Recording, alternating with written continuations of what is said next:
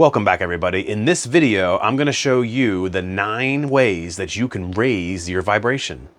Now, if you're unfamiliar with the law of vibration, check the description below or check here and here towards the end of the video. There'll be a link to that video.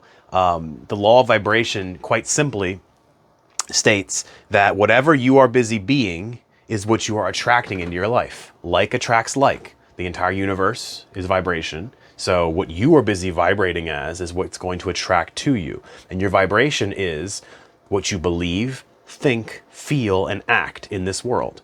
So naturally, if the law of vibration states that where our vibration is dictates what the mirror that is the universe shows and reflects back to us, then the next most logical question is, okay, how do I raise it? And that's where this video came from. So in this video, I'm going to share with you things I've used in my own life to raise my vibration, over the last 15 years. And you'll hear more about my story if you watch more of these videos. But, 15 years ago, I was aware of the fact that I had a whole shit ton of trauma in my life, and that I, started to take action to, better myself, to raise myself, and to, deal with and process all of the emotions and all of the anger and the fear and everything else that I was dealing with. And many of these are the techniques that I use throughout my life, and I still use to this day to help affect my mood, my vibration, and to help calibrate myself to the highest version of myself that I can embody in this moment. All right, so let's get started.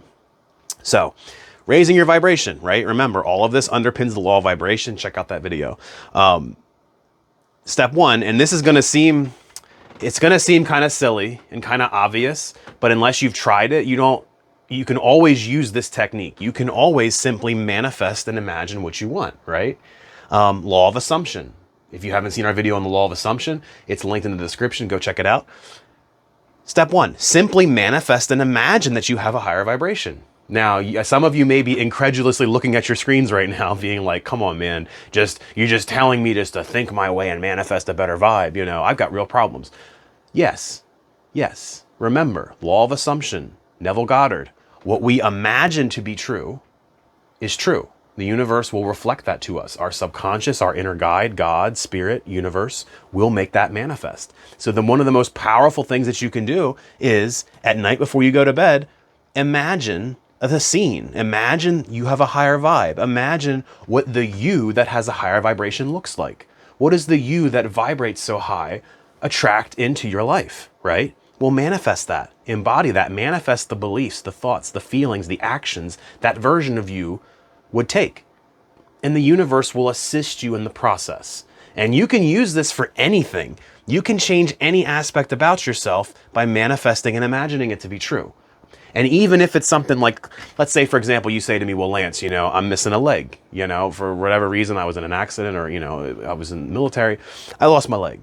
I'm not going to imagine a new leg, a brand new human leg. You know what? You're right. It's probably not going to work. But through imagining that you do have a new leg, a human leg, maybe you get the newest prosthesis. Maybe, the doctor you work with, or the surgeon or whomever comes to you and says, hey man, I'd like you to be a trial for free, for this super advanced bionic leg that we're going to have, where you can feel and run and do all the things you wanted to do.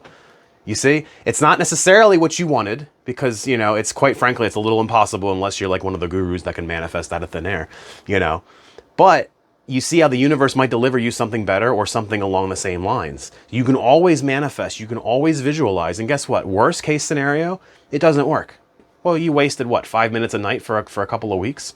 That's not a bad risk to reward ratio. That it does work and your whole life changes. Why not give it a shot? So you can use that, to change anything about yourself, but specifically we're going to use that, and we're going to purposefully and consciously choose to have a higher vibe. Until you choose to have the higher vibration, none of these activities are going to help you too much. You have to also make the conscious choice. All right. So next, take care of yourself. Take care of you. What are you eating?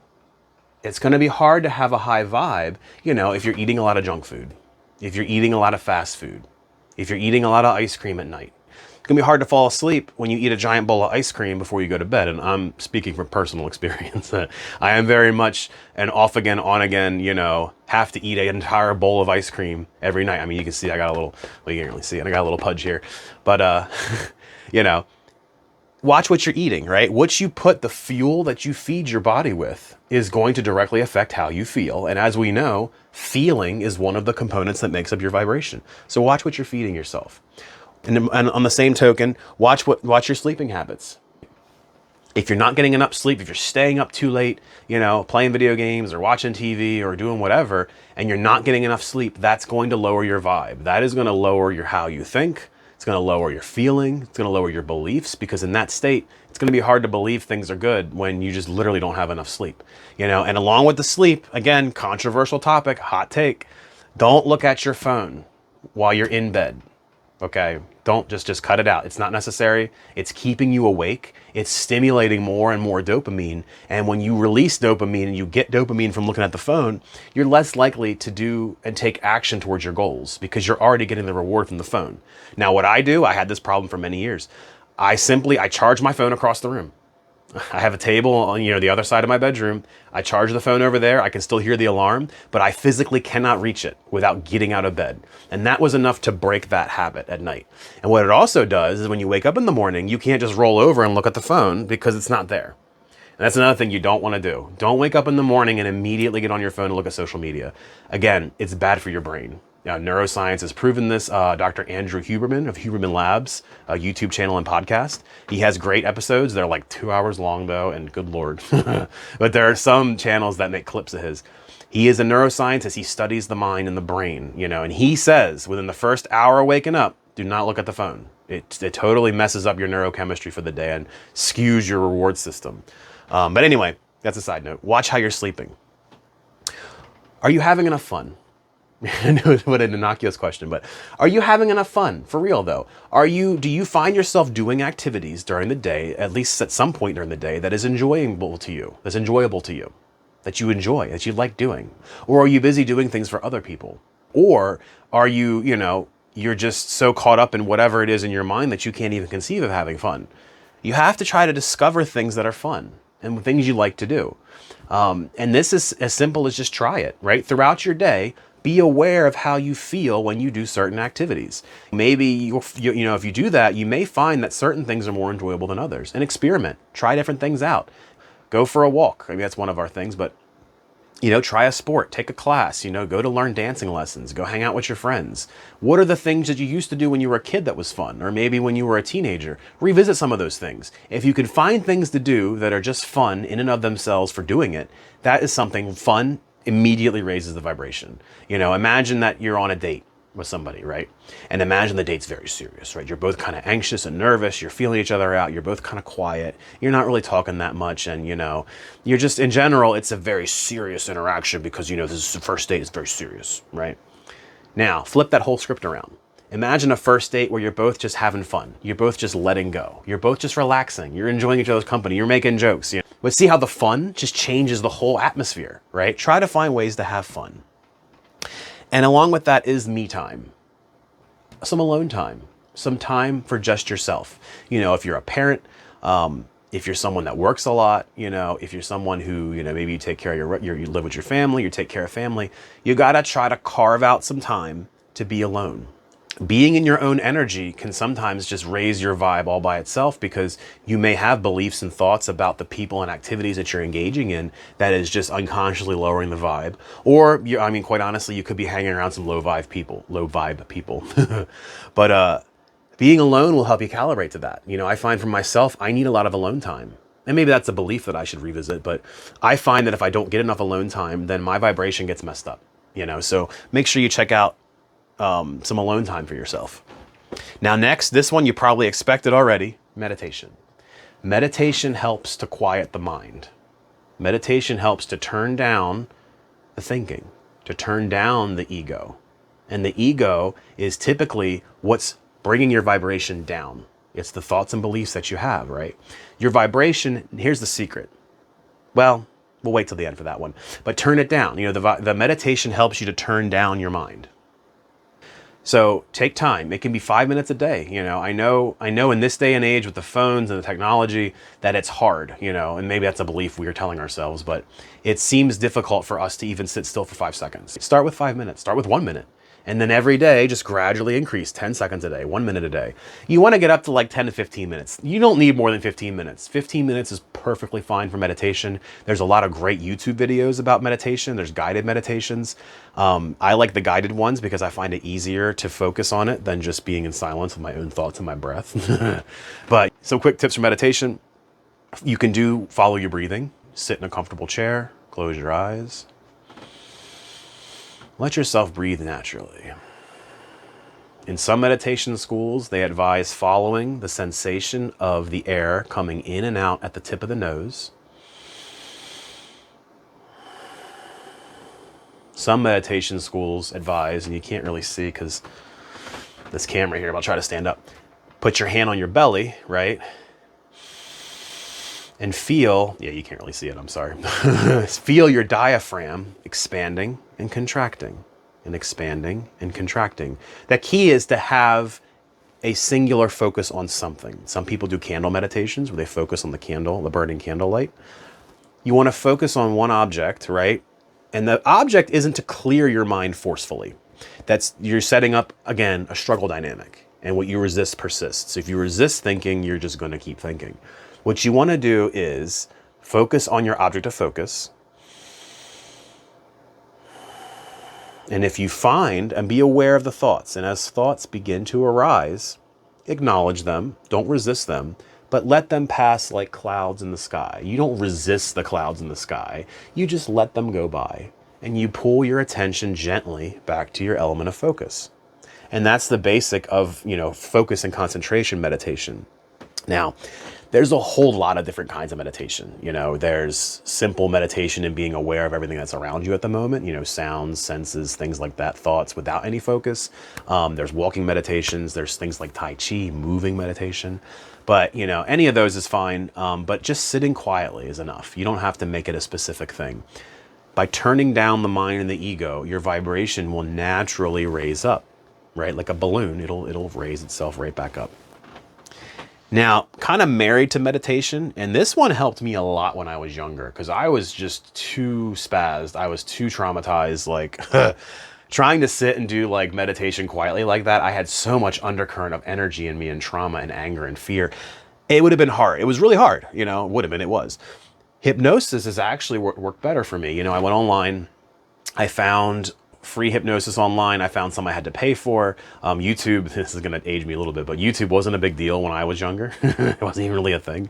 But anyway, but the internet was, so I went online and I found hypnosis I could download. You can get a registered hypnotist, but they usually charge like at least $200 a session. And I didn't have that kind of bread back then.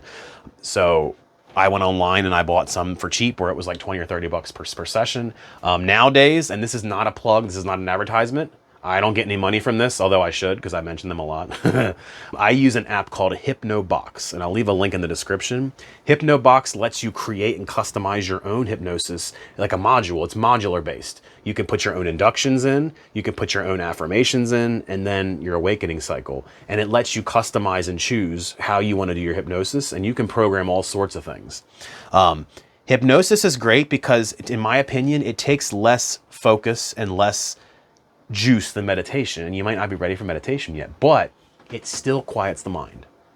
It still calms you. And the benefit of hypnosis is the hypnotist will then program things into your subconscious mind, program affirmations, that you feel great, that your vibration is high, that you're great and healthy, that you're wealthy and successful and prosperous and money comes to me so easily. And by doing the hypnosis, again, these sessions are a little longer. The shortest one I have on the app, I think, is like 10 minutes, but one of the longer ones is like 30 minutes.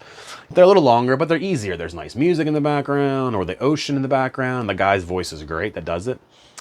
But yeah, hypnosis can help raise the vibration by changing those beliefs, but by also calming your body down. Now, getting out into nature. Nature, if you haven't done a lot of it in your life, nature is very, I think, underestimated in how powerful it can be just to go out in nature, and barefoot if you can. Barefoot in the grass, the soles of your feet to the ground. It generates much better conductivity when you're grounding your energy. And also millions of years we've walked on this earth. Or don't quote me on that, that might not be accurate. But we walked on this earth for a long time as humans, right? And So we have things in our feet, reflexology, in our feet that connect to our organs and to our whole body that are stimulated by moving, on the grass, on the ground, connecting with Mother Earth. Just that alone can help to ground you. But being out in a forest and being bathed in the energy of the forest will help. You will absorb, right, the energy of Mother Earth, of Mother Gaia, and it will help you to ground any kind of like spazzy energy you may have or any kind of disharmony, discord, like that.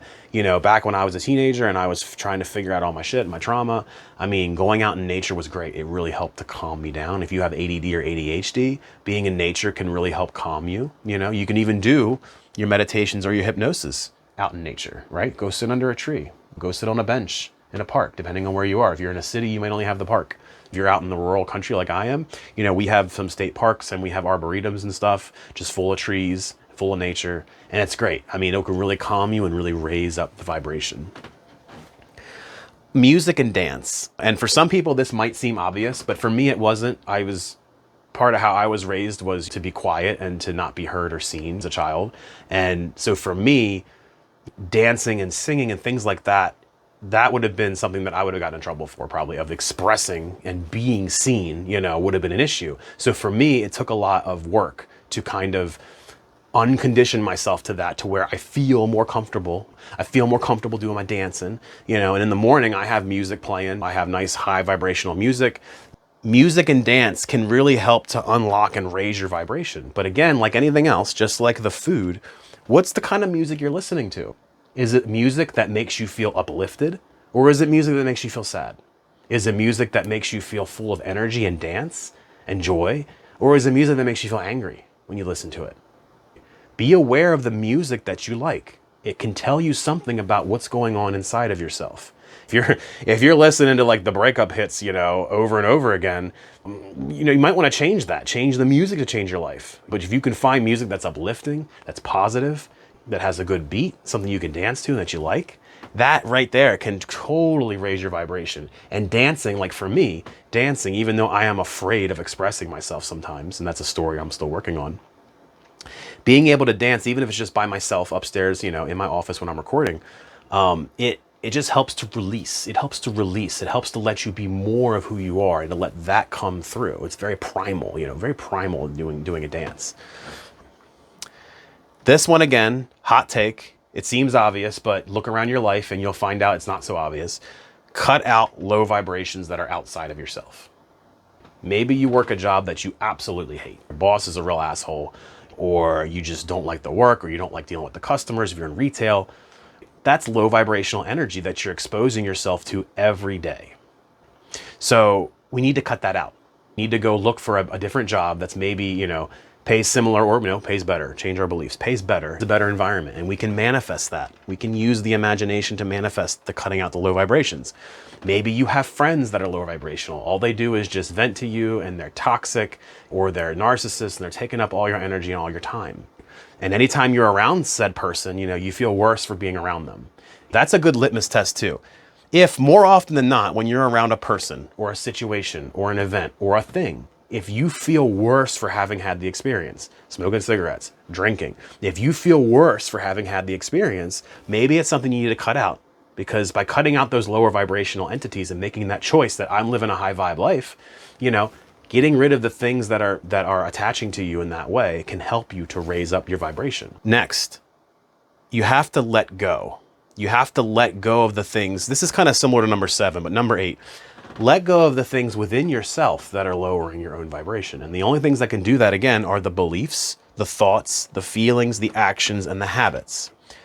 And what is a belief, right? A belief is just simply a thought and a story that you continue to tell yourself. You continue to affirm the belief in the story. Well, change it. Change that to be better. To make a better belief, a better story. When you start with that, your thoughts and feelings will begin to follow. Maybe you've got a lot of feelings that you don't understand what's going on. Maybe you've got trauma you need to process that you aren't aware of. Maybe go seek some professional help, seek a therapist, go into meditation, go into hypnosis. Quiet yourself and feel what's going on within you, because you have to feel it to heal it. You have to feel the energy and the emotions that are inside of you that have been trapped, maybe from childhood. You have to feel them and let them go. I had to do a lot of that when I was going through that. I would have bouts where I thought they were panic attacks at first, because I would just all of a sudden drop into this heightened emotional state where I would just sob and cry. And when I closed my eyes, I would see, like, it was like flashes of color and energy in my mind's eye. And I was getting flashes of all these different emotions all at once. And I was sobbing, and I didn't understand, and shaking, and the whole 9 yards. And I didn't understand what that was. I'm like, what the hell is this? I'm like, why am I feeling this? Am I having, and I labeled it panic attack. But as I went further on my spiritual journey, and as I went further in healing myself and processing, I realized it was the pent up, stored up emotions. It was all the emotions I wasn't allowed to feel as a child. It was all the emotions from the traumas that I had suffered that I had to repress, that I wasn't allowed to experience.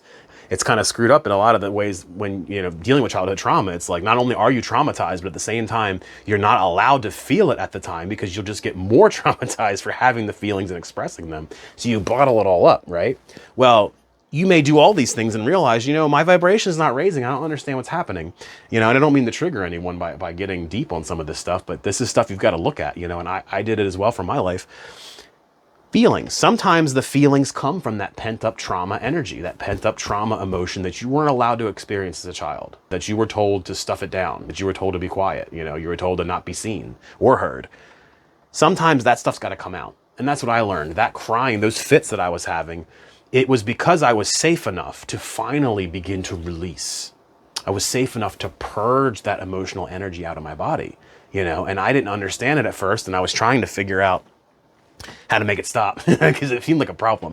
But it stopped of its own accord. My mother had a friend who was a Native American man, and he was very good at, he had a lot of spiritual gifts, and talents. And I asked him, I said, man, what's going on with the crying and everything? And he asked, and he says, the only message I get for you is that the tears must flow. The tears must flow.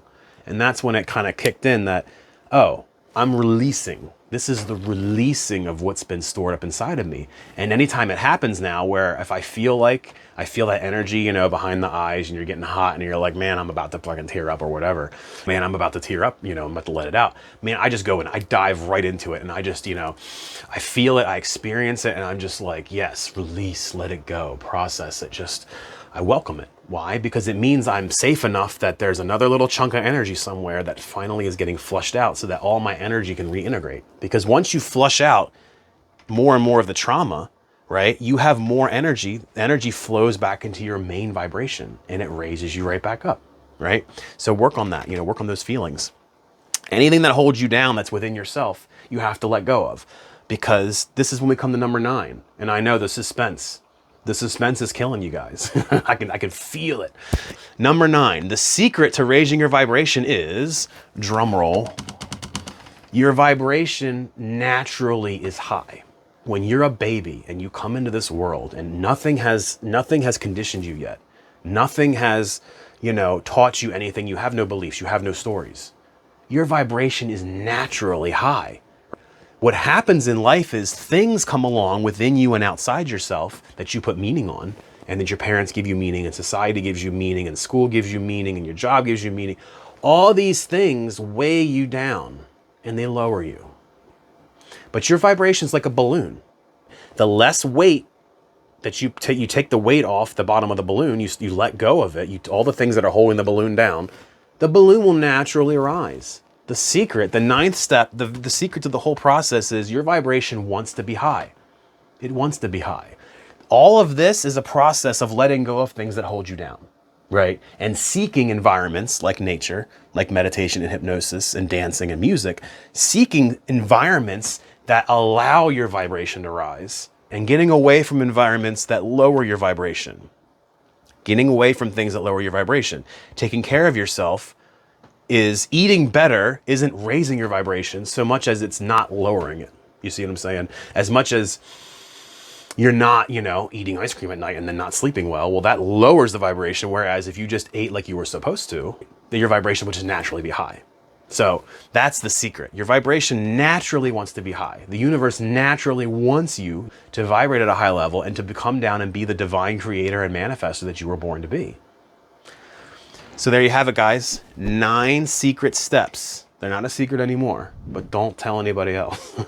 The 9 secret steps to raising your vibration so that you can use the law of vibration better to manifest and imagine the things you want in your life. And again, if you haven't checked out our video on the law of vibration, it's going to be in the description below. And at the end of this video, it's going to probably be here or here. The suspense, you know, we'll see where it is.